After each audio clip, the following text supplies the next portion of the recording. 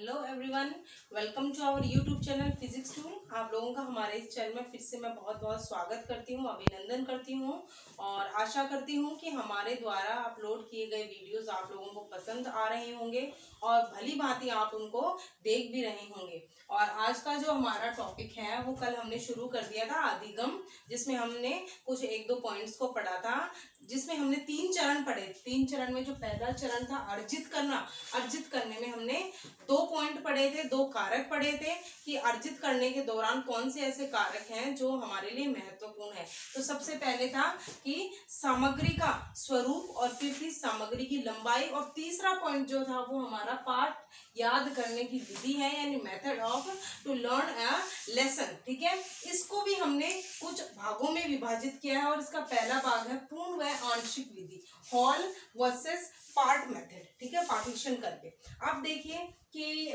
पूर्ण व आंशिक विधि क्या है। पूर्ण विधि वह कहलाती है जब हम पाठ को एक ही बार में याद कर लेते हैं, उसको कहते हैं पूर्ण विधि। ठीक है, क्या होता है पूर्ण विधि? जब हम पाठ को एक ही बार में याद कर लेते हैं तो वो पूर्ण विधि कहलाती है। और जब पाठ बहुत लंबा होता है तो लंबे पाठ को याद करने में कठिनाई का अनुभव होता है और छात्र को नैराश्य की भावना उत्पन्न होती है जब वो लंबे पाठ को याद करता है। तो हम क्या करते हैं, उस लंबे पाठ को 2 या 3 या 4 भागों में लंबाई के हिसाब से उसको बांट देते हैं और बांट करने के बाद एक एक पार्ट को याद करते हैं। जैसे हमने पहले एक भाग को याद किया, ए भाग बता दिया, ए भाग को याद किया, फिर हमने दूसरी बार ए और बी को मिला करके याद कर लिया। ठीक है, फिर तीसरी बार अगर तीसरे भाग को याद करेंगे तो ए बी और सी को मिला लिया। ठीक है, इस प्रकार चौथे भाग को याद करेंगे तो पहले ए बी सी और फिर चौथे भाग को याद करके उन चारों को मिला लेंगे। इस प्रकार उन टुकड़ों में विभाजित पाठ के क्रम को याद करने की विधि को कहा जाता है आंशिक विधि, यानी इसको अंशों में विभाजित कर देते हैं। ठीक है, और अंशों में विभाजित करने के बाद जैसे ही हम उन भागों को जो हमने टुकड़ों में बांटा था उन भागों को एक एक करके जोड़ के याद करते हैं, इसको कहते हैं प्रगतिशील विधि। तो आइए लिखते हैं, शुरू करते हैं इसमें।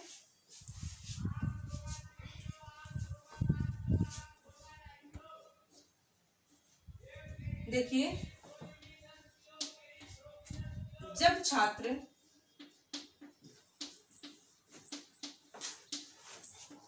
पाठ को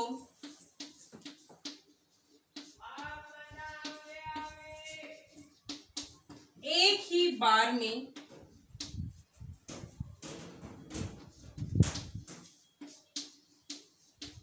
एक साथ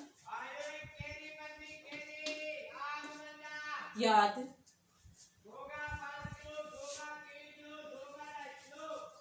छात्र को पाठ एक ही बार में एक साथ याद करवाया जाता है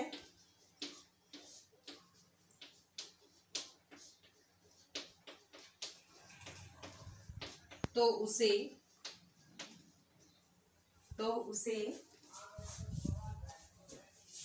पूर्ण विधि कहते हैं।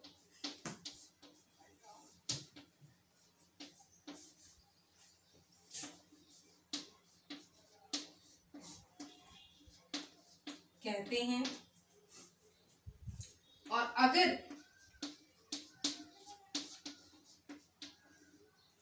पाठ लंबा हो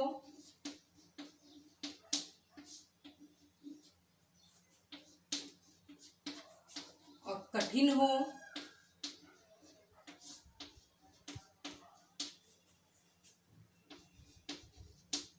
तब छात्र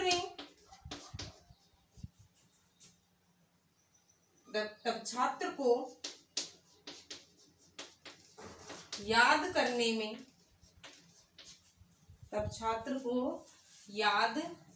में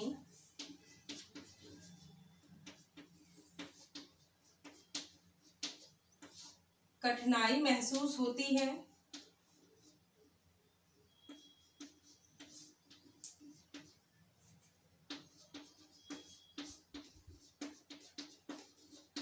और उसमें और उसमें असफलता की भावना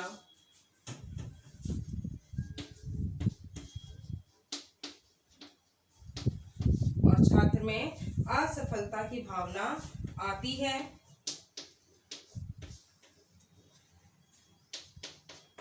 जो नैराश्य पैदा करती है, यानी निराशा, जो नैराश्य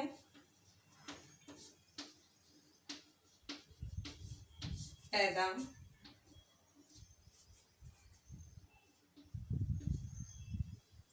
इससे छात्र का अध्ययन के प्रति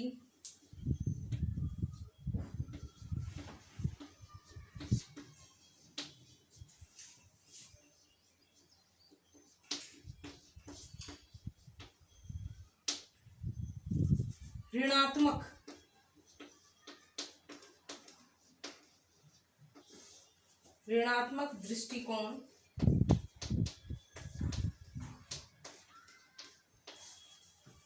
पैदा होगा,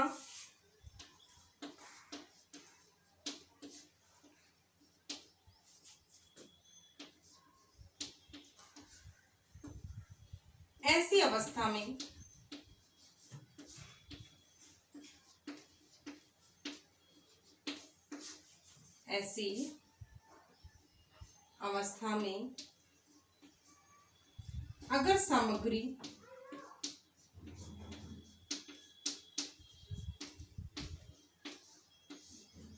अगर सामग्री को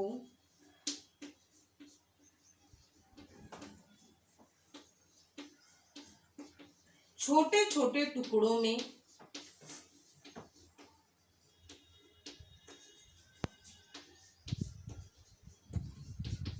बांटकर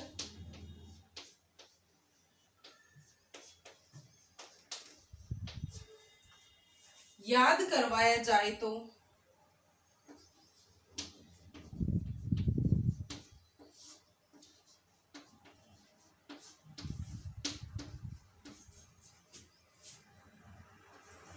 उसे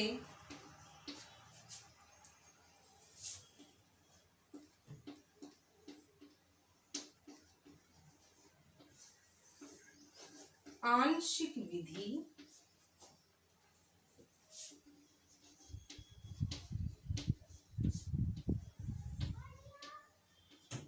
कहते हैं। देखिए, जब छात्र को पाठ एक ही बार में एक साथ याद करवाया जाए तो उसे क्या कहेंगे? पूर्ण विधि। ठीक है, एक ही बार में एक साथ पाठ याद करवा दिया जाए तो उसे बोलेंगे पूर्ण विधि। और अगर पाठ लंबा है या कठिन है तब छात्र को याद करने में कठिनाई महसूस होती है और उसमें असफलता की भावना आती है, जो क्या पैदा करती है?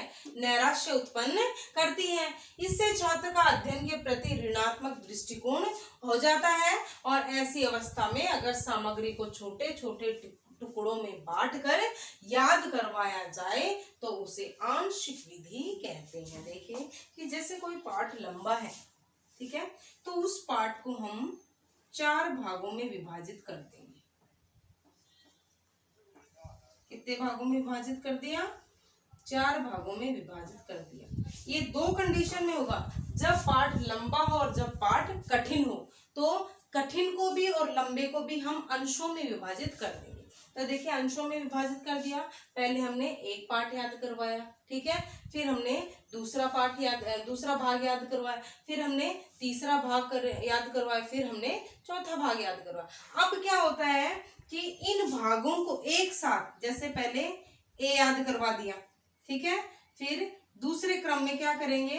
ए प्लस बी याद करवाएंगे, यानी इन दोनों को एक साथ याद करवा दिया, ठीक है। तीसरे क्रम में क्या करेंगे? हम ए प्लस बी प्लस सी याद करवाएंगे, यानी पहला, दूसरा और तीसरा भाग याद करवाएंगे। चौथे में क्या करेंगे? हम A plus B plus C plus D, इस भाग को याद करवाएंगे। तो ये जो क्रम से एक एक भाग को जोड़ करके अगले पार्ट को, अगले भाग को याद करने की विधि जो है इसे कहते हैं प्रगतिशील विधि। प्रगतिशील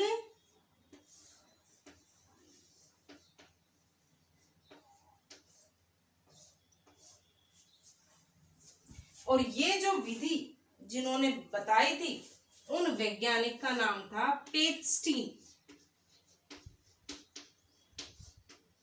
पेचस्टीन, ठीक है। पेचस्टीन ने प्रगतिशील विधि बताई थी कि भागों में उस पार्ट को जब बांट दिया जाता है, एक एक भाग याद करवाया जाता है, तो किसी भाग से प्रश्न पूछ लेते फिर मुश्किल आती है, इसीलिए उन भागों को जोड़कर पढ़ाया जाए, जिसे उन्होंने क्या कहा, प्रगतिशील विधि कहा, ठीक है। उसके बाद हम इसका दूसरा भाग देखते हैं, पूर्ण व आंशिक के बाद।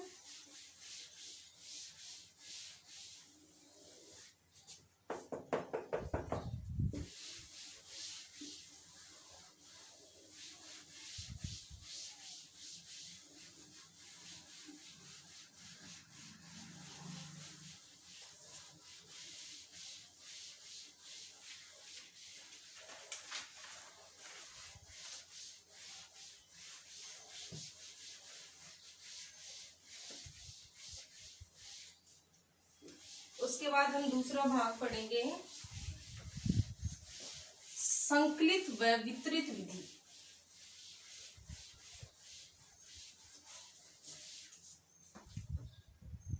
दूसरा भाग कौन सा पढ़ेंगे हम,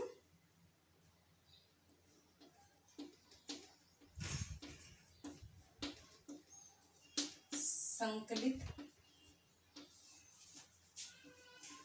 व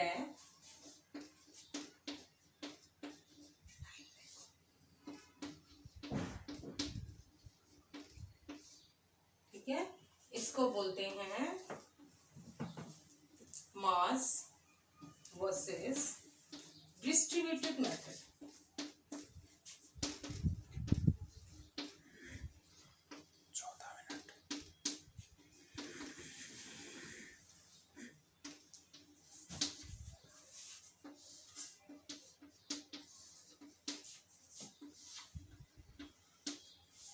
आइए इसमें लिख लेते हैं पहले, फिर समझेंगे हम इसको। इसमें देखिए, जब छात्र को लगातार बैठकर, जब छात्र को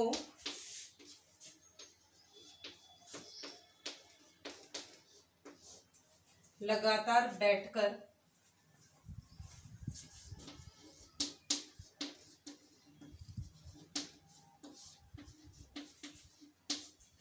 पाठ याद करवाया जाए तो, करवाया जाए तब उसे संकलित विधि कहेंगे। तब उसे कौन सी विधि कहेंगे, संकलित विधि कहेंगे।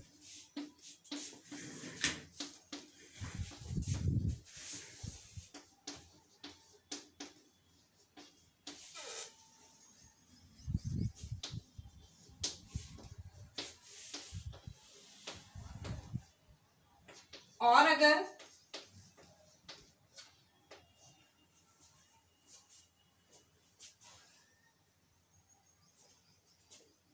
वितरित विधि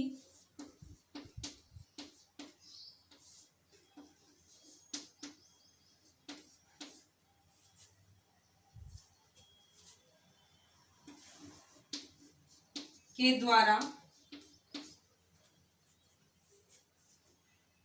विश्राम देते हुए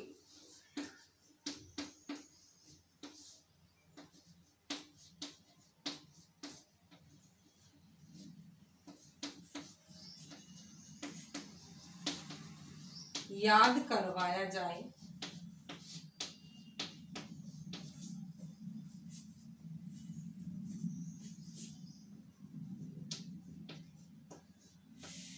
तो उसे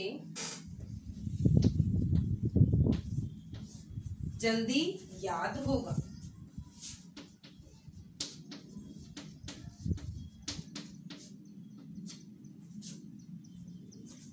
पूर्ण व आंशिक,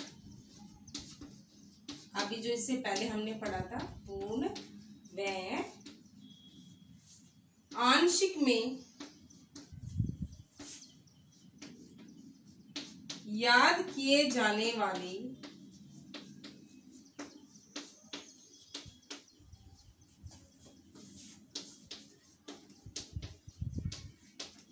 सामग्री का विभाजन होता है, जबकि सामग्री का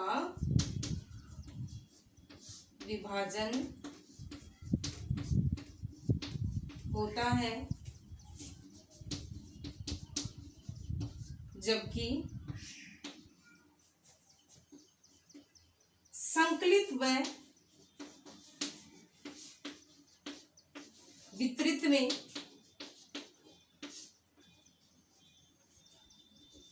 समय का विभाजन होता है।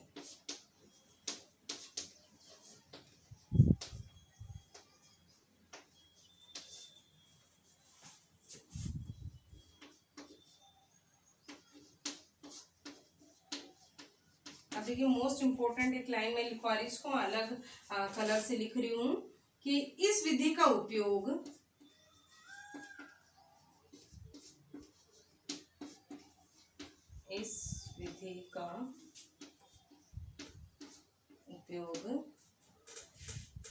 पाठ याद करवाने के अतिरिक्त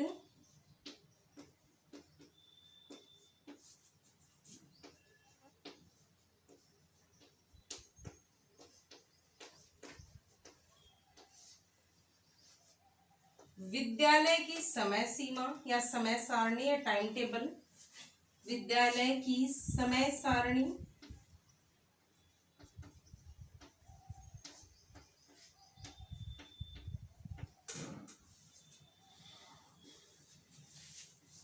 और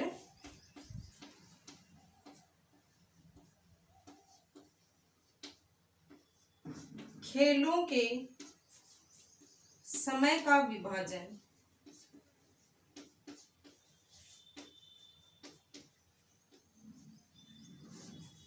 करने के लिए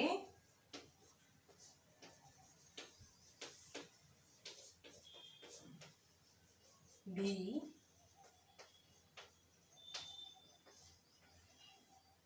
होता है। ठीक है, देखिए संकलित व वितरित विधि कौन सी है कि जब छात्र को लगातार बैठकर याद करवाया जाए तो उसे क्या कहेंगे, संकलित विधि कहेंगे। और वितरित विधि कैसे कहते हैं कि बच्चे को विश्राम देकर के याद करवाया जाए, ठीक है, तो उसे क्या कहेंगे, वितरित विधि। देखिए आपने इससे पहले आंशिक और पूर्ण विधि पढ़ी थी, उसमें और इसमें क्या फर्क है कि आंशिक और पूर्ण विधि के अंतर्गत पाठ का विभाजन किया जाता था और इसके अंतर्गत किसका विभाजन किया जा रहा है, समय का विभाजन किया जा रहा है। ये फर्क इन दोनों में है। और मोस्ट इंपोर्टेंट क्या है कि इस विधि का उपयोग एक तो पाठ याद करवाने के लिए किया जाता है और इसके अलावा जो स्कूल के टाइम टेबल आपने देखे हैं कि 20 मिनट की हिंदी की कक्षा होती है, फिर क्या होता है, फिर अगली 20 मिनट गणित की कक्षा होती है, फिर अगले 20 मिनट हिंदी की कक्षा होती है, फिर अगले 20 मिनट ड्राइंग की कक्षा होती है। ठीक है, इस प्रकार समय का विभाजन करके ताकि बच्चा बोर भी ना हो और एक हार्ड क्लास जो होती है, हार्ड विषय की क्लास आने के बाद एक इजी दे देते हैं, जिसके कारण बच्चे को अच्छे से याद करने में कोई भी कठिनाई नहीं होती और बच्चा अच्छे से याद कर सकता है। और इसी के अंतर्गत मैं आपको बताऊंगी कि इन विधि के दौरान थकान जो होती है ये भी एक विशेष महत्व दिखाती है अधिगम के दौरान। तो थकान को हम इसी टॉपिक के अंतर्गत कल पढ़ते हैं। तो आज के लिए इतना ही। और हमारे चैनल को लाइक शेयर सब्सक्राइब करना प्लीज ना भूलें। ज़्यादा से ज़्यादा लाइक शेयर भी इस हमारे चैनल को करते रहिए और हमारे वीडियोज आपको कैसे लग रहे हैं कमेंट करके बताते रहिए। जय हिंद, जय भारत।